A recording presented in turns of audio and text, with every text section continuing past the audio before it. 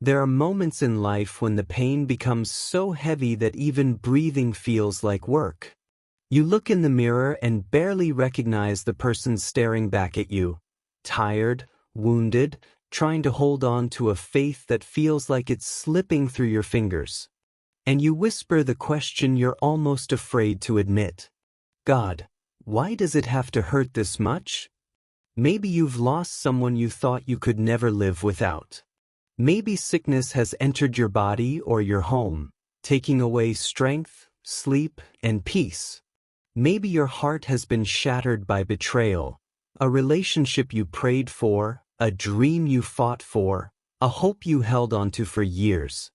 Or maybe it's the quiet kind of suffering, the pain no one asks about, the tears you cry in the shower so no one hears, the loneliness that surrounds you even in crowded rooms. You do your best to stay strong, to smile when your heart is breaking, to worship when you feel empty, to hold on when giving up seems easier. But deep down, a storm is raging. And you wonder, if God loves me, why does He allow my heart to feel this broken?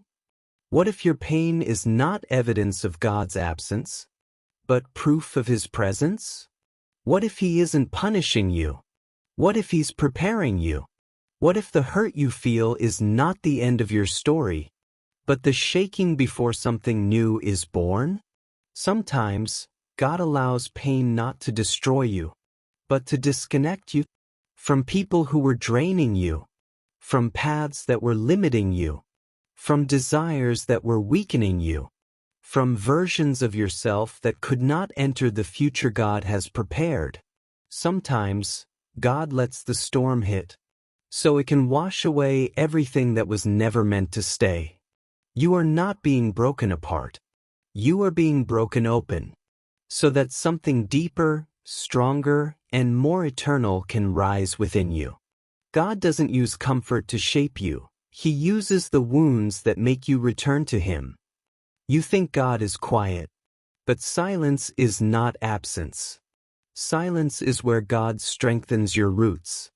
God never wastes pain. Every battle teaches you something you couldn't learn in peace. The breaking you feel is often the molding of God's hand. He cannot build the new without removing the old. You feel abandoned, but heaven is closest when your heart is the most fragile. Delay is not denial. God heals in layers, in timing, and in ways we don't understand yet. The Bible does not ignore your pain. It speaks directly into it.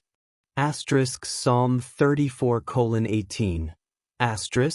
The Lord is close to the brokenhearted and saves those who are crushed in spirit.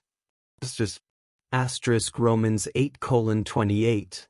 And we know that in all things God works for the good of those who love Him. James 1:2-4. The testing of your faith produces perseverance. Psalm 147:3. He heals the brokenhearted and binds up their wounds. God never promised a life without tears, but He did promise that He would catch every one of them.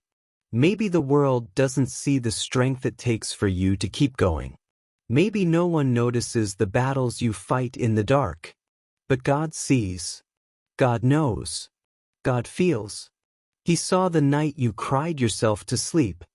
He heard the prayer you whispered with a trembling voice. He noticed the moment you wanted to give up, but chose faith instead. Don't you dare believe for 1 second that your pain is meaningless. Don't you dare think that God is finished with you. You are in the middle of a holy transformation. You are not dying, you are becoming. Your suffering is soil. Your tears are water. Your faith is the seed. And God is about to make something grow in you. That pain could not destroy. If this message touched you, pause for a moment, take a deep breath, and whisper, Lord, I trust you, even here. One day, maybe sooner than you expect, you will look back and realize the pain that almost broke you actually built you. The season that wounded you actually awakened you. The valley that scared you actually brought you closer to God than you have ever been. Your story is not ending in hurt. God is rewriting it with hope, with healing, with purpose, with glory. You may be hurting now, but God is already preparing the place where your heart will finally rest and rise again. This hurt is not the end. It's the beginning of who you're becoming in God.